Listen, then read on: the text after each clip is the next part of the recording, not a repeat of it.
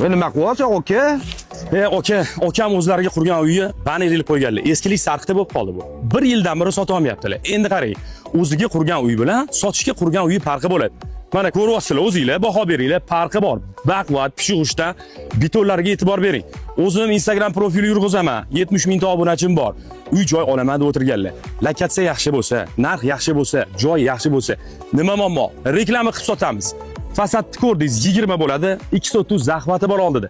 Birinchi liniyada joylashgan. Talab va taklifga binoan boshida eting Lakatsani Nazarbek Mevazor legendarniy ko'p talab bo'tgan joydamiz.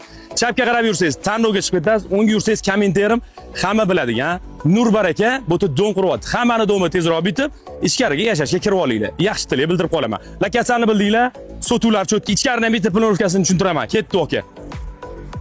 Bismillah. Endi qarang, bu yo'lga bo'ylab kirib kelyapsiz. Mana betonlarga qarang, bunaqa beton hech kim qurmayapti, quymayapti. Hozir aka, baquvvat qimmatga tushib ketadi-yu.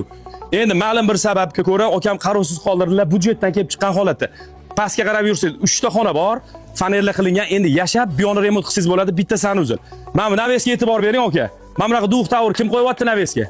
Baquvvat holatda bo'pti. Planovka bu yoqda ham bitta eshik bor, bu yoqda ham bitta yo'lak bor.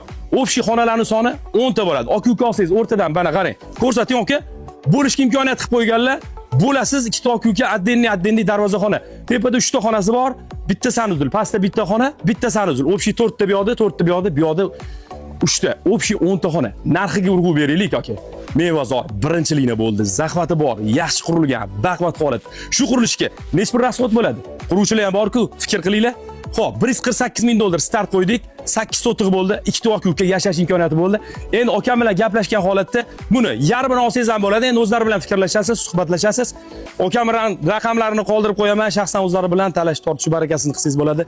Chiroyli narx, yaxshi lakatsa bo'ldi. Shunaqa chiroyli narxlarda yaxshi lakatsadan uylar o'tkazib olmaslik uchun kanalga obuna bo'lib qo'yinglar. Mehnatga bitta baho berasizlar, like urib qo'yasizlar. Sog' bo'lasizlar.